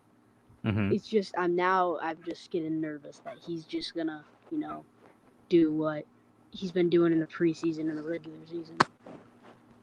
So I'll say this, man. Mac is somebody that I've believed in for a minute now from before the draft. Everybody remembers it was like me and KB. People like say we were like the biggest Mac Jones fans, but like we liked him. It didn't necessarily mean we were like big fans, but we liked him coming into the draft. I honestly thought he was kind of underrated coming into the draft, and he's had a good preseason, albeit it's been a little bit dink and dunk. But hey, man, we'll see what he does his rookie year. I do think he could be, you know what I'm saying, the starter, possibly the franchise QB for the Patriots. We'll see what happens over there. And in terms of them cutting Cam, I was surprised. Not because they named Mac their starter, but I was just surprised. I'm like, so you're not even gonna keep Cam as a backup? You know what Yeah, I mean? That was what really surprised me. If Mac Jones doesn't pan out, at least they have a capable starter. Mm-hmm. This is I saw this today on Reddit, and it made me laugh so hard. The Giants got Mike Glennon, and Trace McSorley got cut, and there was this. I'm on the Giants because the Giants are my second favorite team. Mm-hmm. And it said that if the Giants made signed Trace McSorley, have Mike Glennon, trade for Rodrigo Blankenship, they would have the biggest jersey sales of all time, having the God trio together. I didn't know Glennon was considered part of that, part of those guys, because Blankenship and Trace McSorley are like big memes, but I didn't know Glennon was a big meme. Glennon is a meme, Okay. because when he was in Tampa, they would always make a meme that when Jameis Winston threw an interception, that he had to be scared because Mike Glennon was behind him. Really? Yeah. That was the meme. Nothing about his neck. They were scared that Mike Glennon was behind. His neck is long too, which makes him just funny. Yeah, no, he has the giraffe neck. He could see over any offensive line, man. I got one last thing before I go. This is, as a Bills fan, this makes me very happy. How do you think? Do you think that after seeing Josh Allen's performance against the Packers, and you could see that he wasn't afraid to sling the ball, and he's making more decisive decisions as a quarterback. Like he has been doing better each year.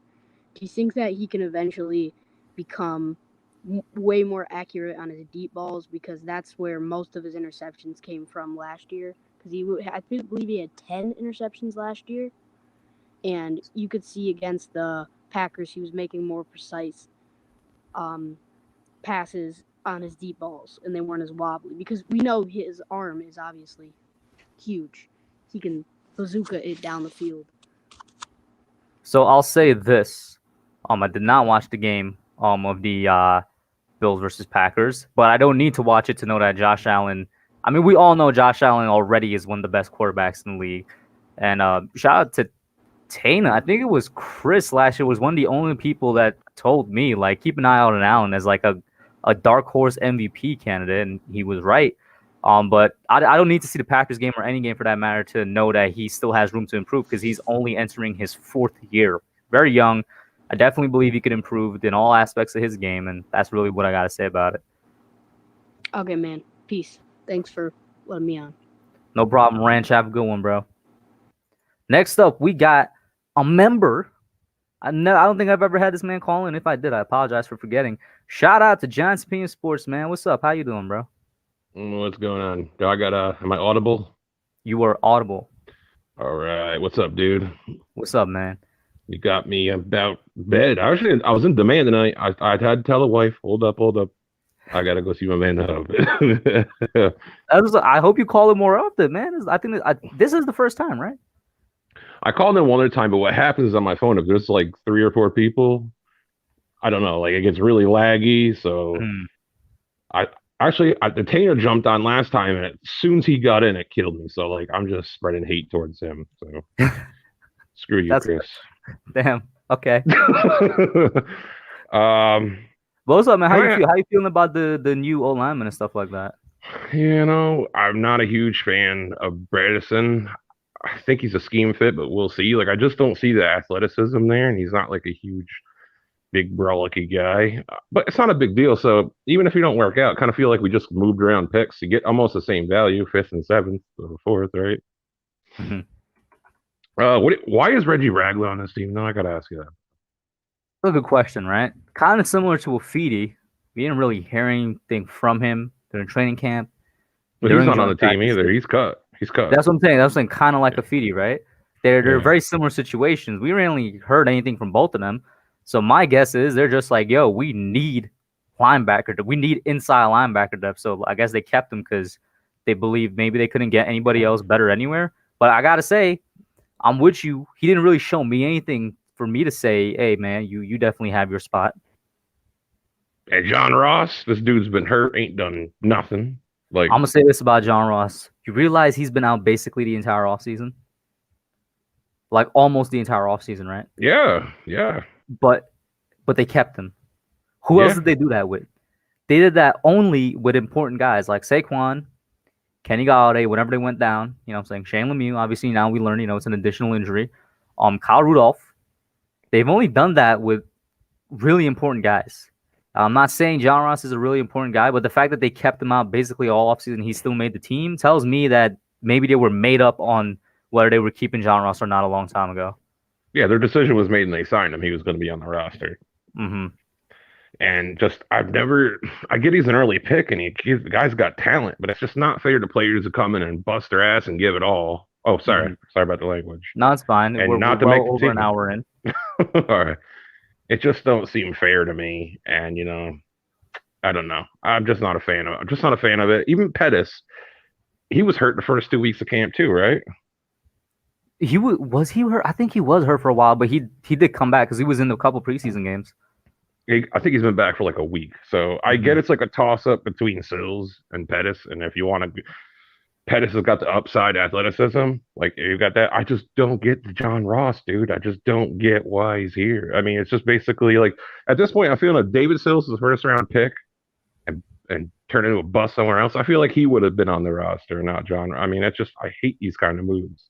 Mm-hmm. I just would rather see a player earn it, which I think Sills did the last 2 years, the work he's put in. Another player that I don't know, I got to get your opinion on is David Moa because he really popped in every game.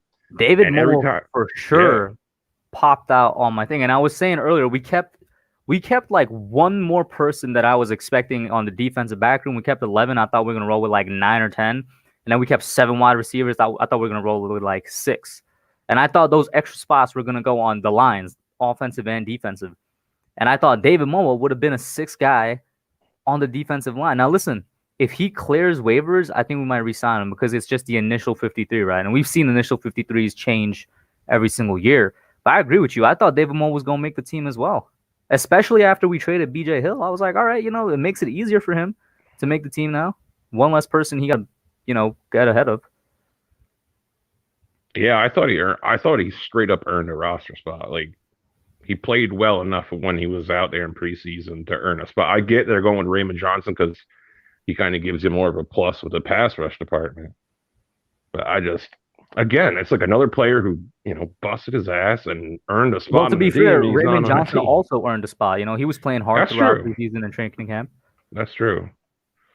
Yeah, we didn't see Austin Johnson I don't remember seeing Austin Johnson a lot in them games either. So, and when Danny Shelton was out there, he did make some plays.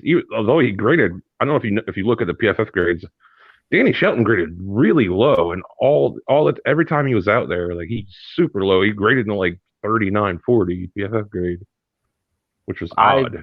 I don't have a PFF account, so I'm not sure what the numbers translate to. I cheat. I just see what other people post. I think they give you an overall grade, but yeah, every time Shelton was out there, he graded really low. But I thought, like, with the first team defense, he did well. He got run stops on fourth. A couple of them was like, the end of drives, 3rd and 1, 4th and 1. Made a couple stops and thought he looked well. I gotta ask you, how do you feel about the defensive line this year? I mean, is it the same as last year? Is it better? Is it worse? What do you think?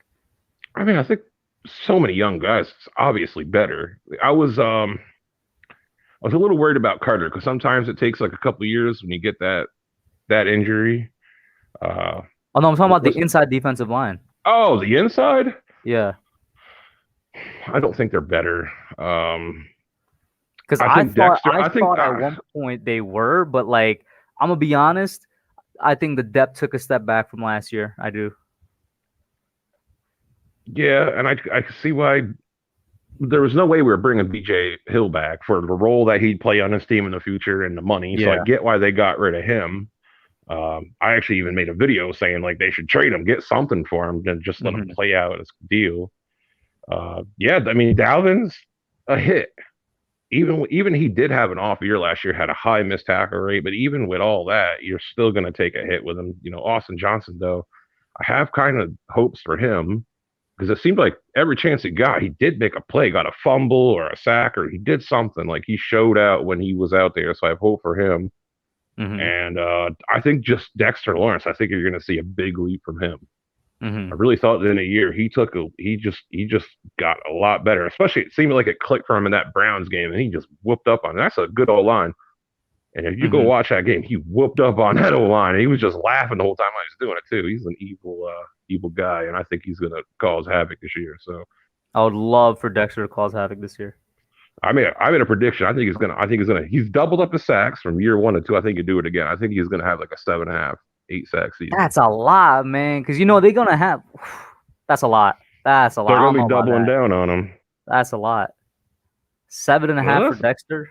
Wow. Williams got that big money on. I think you're gonna see covered. I think with Dalvin being gone, you're gonna see a lot of the O-line giving Leonard Williams a lot of extra attention. I think that could free up for Dex. Although good offensive lines are smart, and certain situations they're gonna double up. Not the same. They're not just gonna double up Williams every play. We'll see, but. I do think Dex is, it's just for me, it's more about, you don't hear people talk about this, the workout, just being in shape, being in the gym as an NFL player. It's different. Right, Dexter is a beast because he's 340, but it's pure muscle. He doesn't look like he's 340. Like, it's just all muscle. And I love the fact that he's a beast. Yeah, man. Although I think really, it's unfortunate Aaron Robinson started on a pup. What is that, 6 weeks? Yeah, so he's for sure, they're going to make him a 6 week, basically. Maybe that's enough for him to recover. Yeah, I think it's 6 weeks, the one that he's on. That sucks because I really thought with him out there, we were going to see a lot more of the press coverage, on the secondary and some more blitzing in that department. So that kind of. I got a question for you. What do you think of Darnay? Because reports are he's struggling in practice and, kind I of just think happened. I think Darnay is gonna be fine. Yeah. I do think this man is gonna be our slot corner for a while. I mean, I really like what I saw his rookie year. You know what I'm saying? He was the only rookie cornerback to not allow a touchdown last year, right? And he played very well against the competition. He's a very smart player. He works on his game constantly. I think he's gonna be fine. I hope it's not just wishful thinking, but I think that he's a really good player for us. He's gonna be fine. What have they said? Have they said specifically what he struggled in or where he struggled? Just When getting beat in coverage. I don't know. was I this in think he was practice, training camp, a game?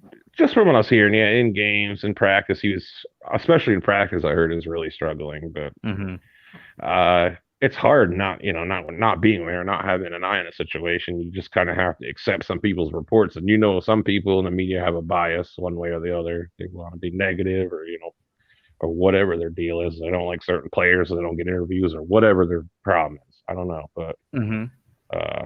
yeah, not much to think. I'm not a huge fan of some of the O line moves.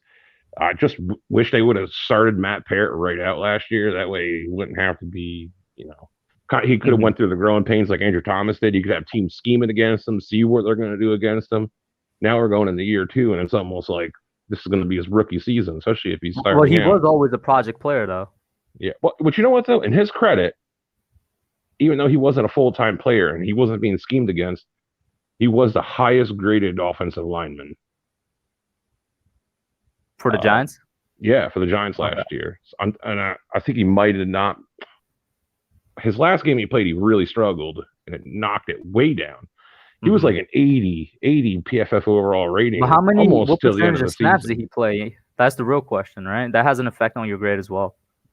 Yeah, I don't know the over. Does it? I didn't know that overall snaps had an effect. I didn't know that. Well, what I mean by that is because he has a smaller sample size, it's less chances to mess up. Right. And if you're not a full-time, the way I look at it is you're not a full-time tackle. Teams aren't going to go into it saying, this is who we're going to attack and this is how we're going to attack him. And if he's going to be a full-time right tackle, teams are going to do that to him this year. And then you have to adjust. I mean, NFL is about making adjustments. Mm-hmm. So I just wish they would have just put him in there and just got him. So now that's the only thing I'm iffy about. But Andrew Thomas really made me nervous after that preseason. Hey man, game. listen, one bad game, going bro. on with him. I know, but game, I stuck with it all last year and stayed patient, and like that was just so heartbreaking year 2 to see that. I'm sticking my neck out for him right now, bro, and last year as well, just like you. I mean, if we wrong, we wrong, but I got a really good feeling that we're not wrong. Like we haven't seen him have that bad a game even last year. Exactly, like that was a step back. Mm-hmm. Like we can't go through this again. We don't deserve this, man. Us Giants fans don't. 10 years of offensive line woes. Don't deserve after living through the Eric Flower. Now I'm 35. But I lived through the 90s. Mm-hmm. I lived through a lot, but I can't. This something about it's like no matter what GM picks what player, it's just like pulling teeth, man. With these offensive linemen we brought in the last 10 years. Oh, I don't know what it is. It's ridiculous. It's just been struggle after struggle, man. You know what though? I'll say this. I do like this group as a whole. They're young. They're gonna get bumps and bruises, but let them push through it, and they'll come out the other end. I think they'll be fine. Mm-hmm. I really do. That's my honest opinion. Whatever. But that's it for me, man. I'm getting sleepy. I'll be in your chat though, bro. Thank you so much, John Spin Sports, for calling in, man. It was a pleasure talking to you. Hopefully, your phone could survive it another week. Maybe. All right, man. Peace out, man. Shout out to I see David AV in here, Josh Latour, Chris. I'm sorry, I'm not gonna be able to pronounce it, man. But what up as well, bro? He says, I know that one pick from DJ was really bad, but I have high hopes for him this season. Marjorie says Dexter and Leah were the most hype on FanFest. And let us get Alex on here from Big Blue in the Bronx. What up, man? That's a pretty nice. What is that? A towel? This is something I actually got at the Pro Football Hall of Fame. It's like a flag. It's like a Okay, flag. It bet, says bet. Giants Man Cave on it. And knowing that I share a room with my brother, obviously it's great to put up there. I want to know your thoughts first. What were some? Well, actually, no. Let me go back a little further. What were some of the guys that you were excited to see in terms of starters? Blake was probably one of them, knowing what he did. Mhm. But what were some of the guys? Which starters were you excited to see? And they performed in the New England game. Like me personally, besides Blake, besides Dexter Lawrence, who actually played pretty decently, I wanted to see Lorenzo Carter, and he got a sack, and I was very proud to see that, and I'm really wishing the best for him this year, and I really want to see him have a big year because he was supposed to last year, but the injury. Mm-hmm. So other than Blake, myself as well, I'd say not Dexter, Lorenzo Carter for sure. Just like you, I thought he was gonna have a big year last year. Had that video out, and he was on his way. It seemed before the Achilles, and by all accounts, at least from what we've heard this offseason, he's been having a really good offseason as well. You add into the fact that contract year, that also adds a lot of motivation. So I think he's gonna have a good year. That was nice to see.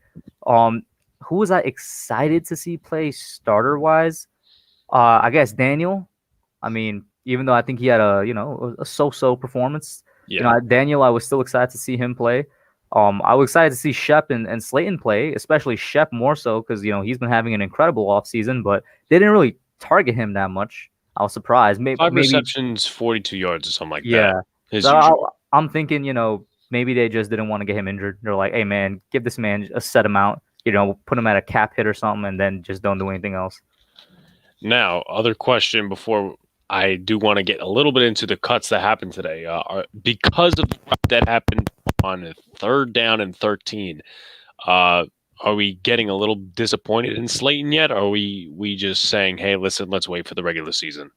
I was gonna say if it happens in the regular season, I'd be disappointed.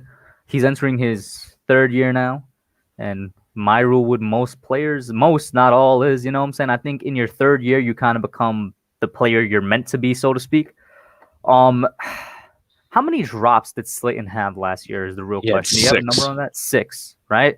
Do you know how much he had in his rookie year? I could quickly take a look at that, actually. Yeah.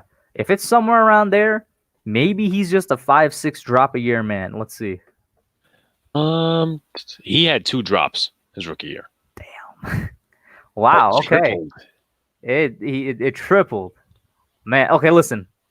If it happens in the regular season, I'm gonna start to be worried. Though I guess the reason I'm so apathetic towards his drops, and I guess towards what a lot of people would look at as a decrease in Because his he's performance. 5th round value. Yeah, I mean, or some people even say, I would say it's a stagnation rather than a decrease. He's a 5th round pick, and honestly, I never believed he would have been a number 1 wide receiver. Most of us thought he'd be a number 2. Now people are saying, oh, nah, he's not even a starter. He's a backup. I wouldn't take it that far. But yeah, I mean, if he was like, what I'm saying, if he was like a 2nd, 1st rounder that's doing this, I'd be more worried. But let's be real here. Slayton was picked in the 5th round, and still, he's a great value for what we get out of him in the 5th round. Yeah, absolutely. What were some of the within today? And I was keeping track of it as best as possible. What were some of the shocking cuts to you? Now, I started getting weird feelings that David Sills was going to get cut because he was playing with the 2nd team, and in my opinion, he disappeared with the 2nd team on Sunday. Corey Clement was cut. He played with the 2nd team, and he rushed for them. But the point that everybody was trying to make was, he's rushing with the 2nd team, Brightwell with the 1st team, so they obviously like Brightwell better. Jonathan Harrison, before we got Bredeson, who can also play center, by the way, before we got him. And I know a lot of people, which I'll explain in a little bit, and kind of go deeper into it, but a lot of people were like, well, we're keeping Ted Larson over Jonathan Harrison. That's why we got to wait for some things. But what were some of the most surprising and probably most difficult to deal with cuts, in your opinion, today?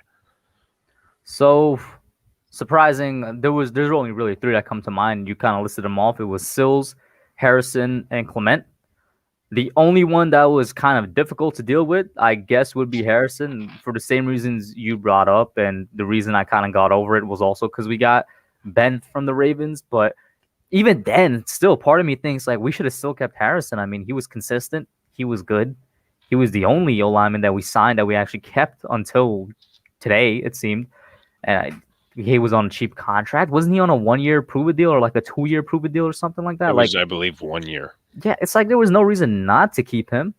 You know what I'm saying? When I keep thinking about him, I'm like, why not just have him on the roster, man? You'd have a backup center, Billy Price, who could play backup whatever you need, and then Ben, who could be a really good guard slash center as well. You'd have basically the inside O line help that you need, in my opinion. We'll see where it goes though. It wasn't really difficult for me to deal with the Sills thing, just because I was like, I've said it before, the special teams seem to matter a lot, and also even though he showed out more than any other receiver, I think talent-wise, they're probably all around the same level.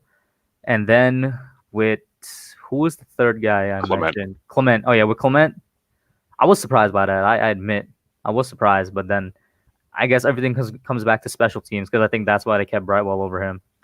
True. The points about the O line. I mean, I obviously liked the Billy Price deal yesterday. You know, obviously BJ Hill wasn't much of use, and they kept Raymond Johnson, which I honestly thought it was a surprise.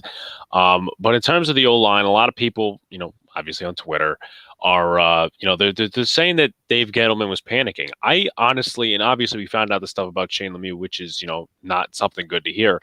Mm-hmm. I honestly thought the reason before the Shane Lemieux thing that the Giants were getting Bredeson and that they wanted to get Billy Price was because it had nothing to do with the starters, in my opinion. In my opinion, they saw how horribly the backup played, and they said, well, we're in a funk right now, so we're going to have, you know, we don't trust Ted Larson or Kenny Wiggins to back, you know, our guys up. So they went out and they traded for Bredeson. Once again, high ceiling guy, low risk, and same thing could be said for Billy Price, you know. And once again, the expectation shouldn't be set high because these are depth guys coming in. You know, it's not a huge thing to talk about, but, you know, a note, and a lot of people are talking about it now. I have to watch Bobby Skinner's breakdown to see what he says, but he could challenge Shane Lemieux for that left guard spot because he's better in pass protection. And while Lemieux is pretty good in the run game, honestly, it's a passing league. Daniel Jones needs the best protection as possible. And if Bredeson's better in that category, well, you could either rotate, but as I said on Twitter, it would screw with Thomas's development in a huge way. I would actually look for the Giants to go after a tackle tomorrow because they already have 4 guards, not including Gates. They have Hernandez, Lemieux, Bredeson, and Price for right now. And then you have tackles. You have Matt Parrott, Nate Solder, and Andrew Thomas. So maybe they go after somebody like Tyrell Crosby, who is a former 4th-round pick of the Lions. My personal opinion.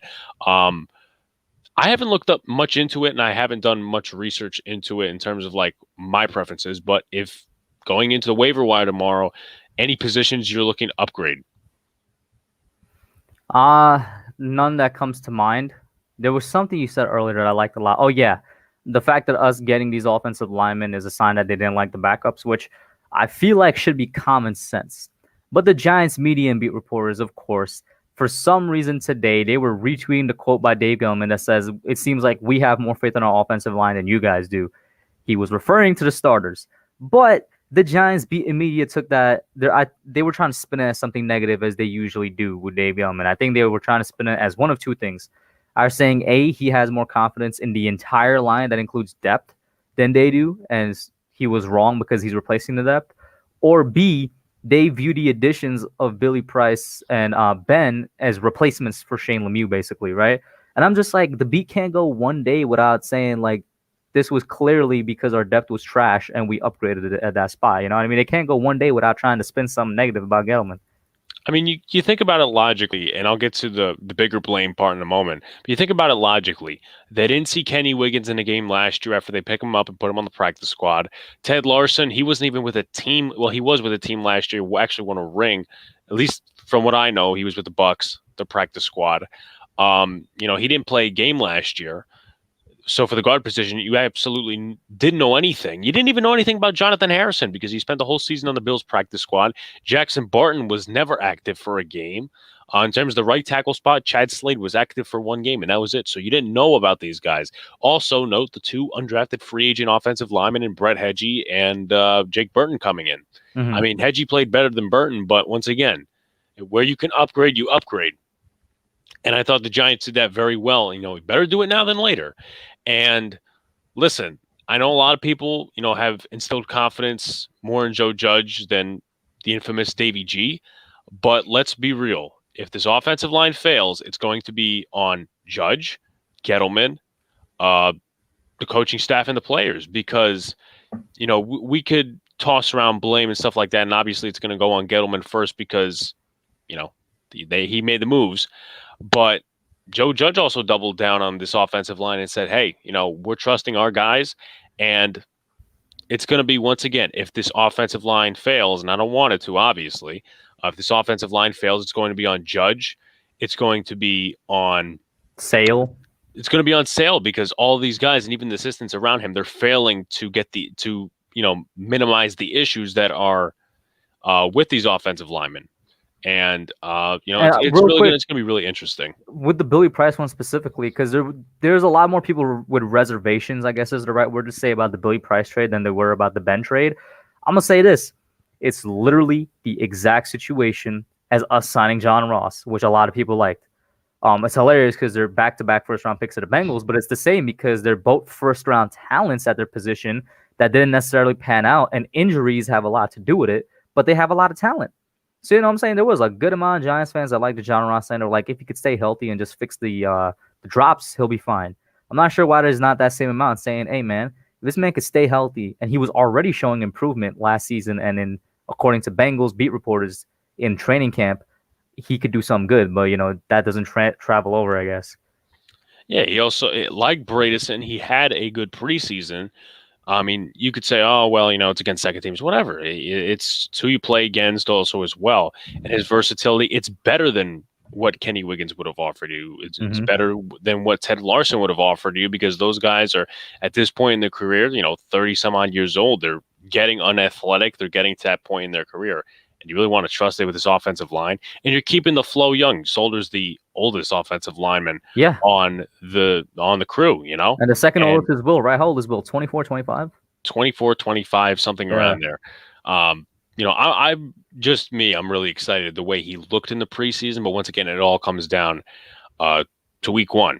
And that's definitely going to be something to watch, in my opinion. And going back to the thing about John Ross, also Billy Price has 1 year left on his rookie deal, so the Giants are not going to be paying attention much to it. It's kind of like a 1-year thing, like a prove-it contract, but just more expensive. But obviously, I heard Giants Opinion Sports disagree. Basically, he didn't like the John Ross thing, and I know a lot of people are worried. I saw Marjorie's thing about Kim Jones. We all just know, in the comments. Odell's side girl, Kim Jones. Once BJ Hill was gone, she couldn't wait to get on the Twitter and talk about, BJ Hill, this, that, and the other thing. And then somebody corrected her on something. She's like, oh, good point. Well, so, why are you attacking? But in terms of the John Ross thing, obviously, once again, 1-year deal. But I have instilled confidence, at least from what from what I saw today, and even going back to the Sunday game against the Patriots. John Ross looks like he's participating even more and more. Same thing could be said about Kadarius Toney, Kenny Galladay, Kyle Rudolph very slowly. Even Shane Lemieux was doing some stuff in the walkthroughs today. Evan Ingram wasn't practicing. And, I understand that probably a lot of people are pissed for him even playing in the preseason. I haven't seen many complaints about that, but I know a lot of people probably could be pissed. But let's be honest, he's been injury prone most, if not his entire career. Yeah, no, 100%. I agree with you there. Nothing really for me to disagree with, to be honest. Yeah, pretty much. But that's pretty much what I have to say. So let me ask you then. You spoke on the Sills a little bit. Oh yeah, do you think we're gonna stick with just 8 low linemen, or is there a possibility we add more? And how do you feel about us rolling with 8? I think there's a definite possibility the Giants roll with 8 linemen, maybe an extra one. And I forgot one of the most important points that you just reminded me right now. Thank you. Obviously, guys like Sam Beal made this roster. Josh Jackson, some of the other guys. I would not stick too much to that. Obviously, they said 53 today. That's not the 53 they're rolling with this season. Tomorrow, Keyword initial. yes. I said on Twitter, do not be phased by any of this. If you don't like a move, you have to wait to see what happens. Because a lot of people were complaining, oh, Jonathan Harrison, but no to Ted Larson. Ted Larson, he was kept. He went on IR. Mm-hmm. It's funny, nobody said that he went on IR, but they just said Harrison was cut, and that caused a big outrage. And then everybody was like, okay, well, Larson and Harrison are both gone. But just my thing to Giants fans is this: wait to see what happens tomorrow. Obviously, practice squads are filled out. I didn't even know they're going back to 16-man practice squads, so you get to hold. Wasn't it supposed to be 55-man roster this year? Am I wrong? Like, didn't they say that for a while because of the extra game? It was going to be a 55-man roster. I could have sworn they were talking about it. I don't know that it ever came to fruition. But I would wait, obviously, till tomorrow. We've seen this 1,000 times before. 2019 preseason, Alonzo Russell makes the team. He gets cut for Cody Core. A lot of other guys in the past. So wait till they form the practice squads and make some little tiny upgrades for depth pieces on the waiver wire tomorrow. And once again, don't be surprised if they add a tackle, but I would not get too bent out of shape about it. And then, obviously, thank you, Marjorie. She says 55 on game day. The 2 protections. That's right. And then obviously the inactives come in with that, which is a really stupid rule, but obviously, they follow the rules, do whatever. Mm-hmm. But, just to mark it off, don't worry about the roster right now. Wait till game day, because a lot of people, even a specific page was talking about, the Giants selected Brightwell over Trey Smith. Well, Trey Smith fell to the 6th round because of a heart condition. Would we really have wanted to select him and then possibly something happens and Lemieux gets hurt and our depth is totally hurt? No. And it's the same thing. It's like he fell to the 6th, but what about every other team that passed on him? I know we are a team that's starved for O-line depth, but we're not the only team in the league that needs O-line. No, absolutely not. And they're like, Brightwell, special teams, blah, blah, blah. So just wait till the regular season, and then we can decide. Why are we retracing our steps right now? Wait, and then we can decide. We don't know more than the front office does. I mean, that's what a lot of people tend to forget.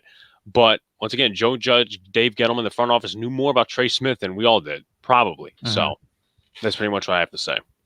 Mm-hmm. No, I agree with you. I mean, you also asked if I think any move is going to be made tomorrow with the waiver wire. Who's on the waiver wire? You know what? I'll say this. NFL wide, this is the most amount of rookies I've seen cut for a 53-man roster in my life. And I think a lot of that has to do with the situation of the draft. Like the 2020 draft was not really affected by COVID in the sense that you had players that opted out and you had players that played on a very different season with very different level of competition. It was a 2021 draft that was that. And it makes sense that so many rookies are getting cut from the teams that they were just drafted to, because once again, the situation of that 2021 college football season. So I was like, what do you think about that? I was kind of surprised, but it took a minute, and I was like, maybe it does make sense that so many rookies are out here.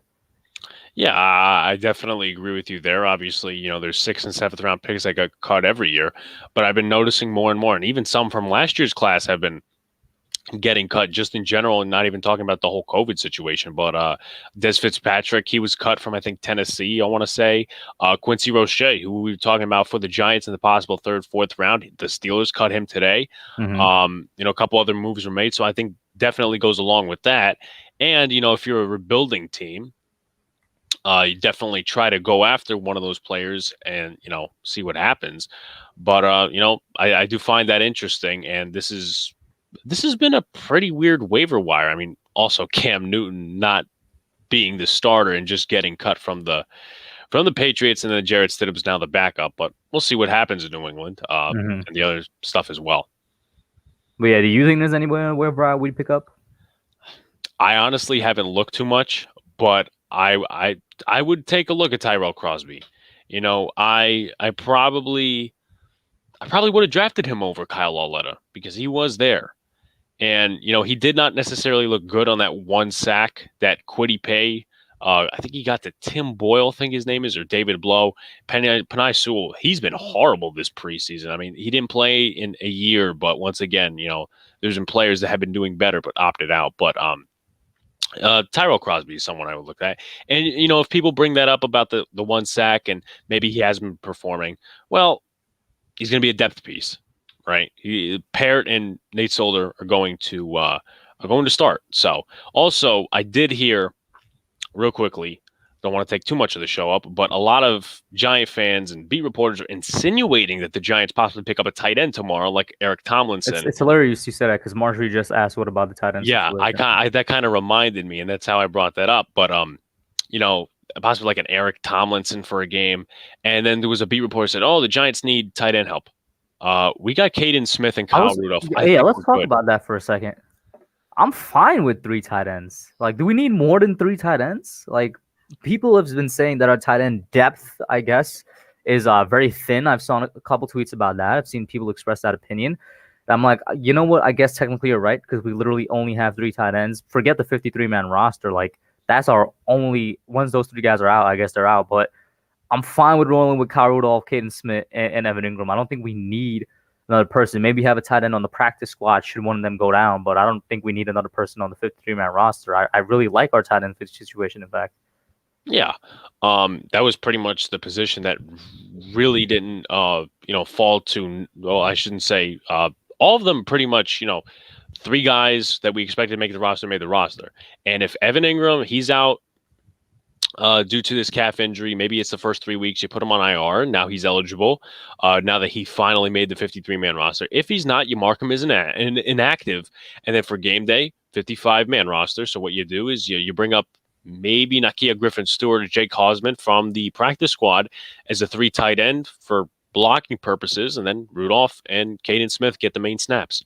Mm-hmm. Yeah. Shout out to Greer Childs, LP, and Harrison. Good night, Harrison. Have a good one, man. Good luck tomorrow, your first day of school. Greer says, what happened to Kadarius Toney, his injury? What we're being told is COVID, and I part of me still believes that. I think it is just COVID. I don't think it's the Lemieux situation where it turns out I was right, where I was like, there's definitely something else, and it turns out he tore something because we always knew it was actually an injury. Yeah. With Kadarius, we've been consistently told that he's just taking a long time to recover from COVID. But I'll say this. We've been babying Galladay. We've been babying Kyle Rudolph. We've been babying Saquon. Do you think they're babying Kadarius? I want to say they are, and with babying, I will say they're taking very much precautions because we saw what happened last year with Will Hernandez. Mm-hmm. They were not putting him in games just right away. They were slowly giving him the snaps, but he still wasn't starting. We can probably figure out as to why, because Lemieux has better chemistry with Thomas. But I do think they want to take it even, slower because, of what they've seen with COVID, and they don't want to rush anything. That's the worst can happen. But I guess other than Evan Ingram, our offense should be fully healthy week 1. And I think that would definitely be a thing, or definitely be a good thing. And about these curl routes that I saw on Sunday, I'm not going to get too rusty about it, but I would like to see something change once the actual weapons come into the lineup week 1. I'm not saying open up the full playbook, do this, that, and the other thing, but I would like to see a little bit of change, my personal opinion. But, I mean, yeah, man, that's it for me. Any other thoughts from you? No, pretty much. As usual, thank you for letting me on. Shout outs to Authentic in the chat. He said I was talking facts at one point when it came to like the waiver wire and waiting for the moves. But, once again, message Giant fans, see how this plays out. Don't get freaky about, the roster right now. Oh, Sam Beal made the roster. He may get cut tomorrow. We don't know. So just stay patient. Let's see what week 1 brings, and then we'll actually just give our views from there. Hey, man, shout out to Big Blue and Bronx, guys. Make sure you go over there, check him out. Boys in the Big Apple podcast. Mondays, the time is not coming to me. What time is it? 8:10 p.m. 10 p.m.? 8:10 p.m. Oh, 8:10. That's so specific. Why 8:10? It's funny because the person I share the studio kind of, well, it's not a studio, it's a room. The guy, being my grandfather, he usually doesn't get out till 7:50, 8 o'clock, and sometimes I don't want it to crash. So I'm like, you know what? Just push it to 8:10. Let's. It's like Sunday night football. Okay, that's what's up. But yeah, guys, make sure you check him out. Obviously, also a Yankees fan, as you see on the cap. Is Luca back there anywhere? He is. Tell Luca I said the Jets suck. The hub says the Jets suck. But good luck to Zach Wilson. He says good luck to Zach Wilson, though. All right. Zach Wilson beat your team in the preseason. He says he's sorry that Zach Wilson beat us in the preseason. You know what? I'm sorry too, man. He said he's sorry too. But yeah, nah. Shout out to you guys. Everybody in the chat, thank you so much for tuning in. Harrison, LP, Greer, Marjorie, Authentic. We had Tana in here for a minute. John's Opinion Sports, Josh Latour, Levance, Benny, Duran, Ash Money was in here as well. David A.V., Joseph, Michael B. I'm just going up. Frankie, G, Yuvraj. Thank you so much to everybody that was in here, man. Everybody that called in. You guys are the GOATs. That's it for now. And we out.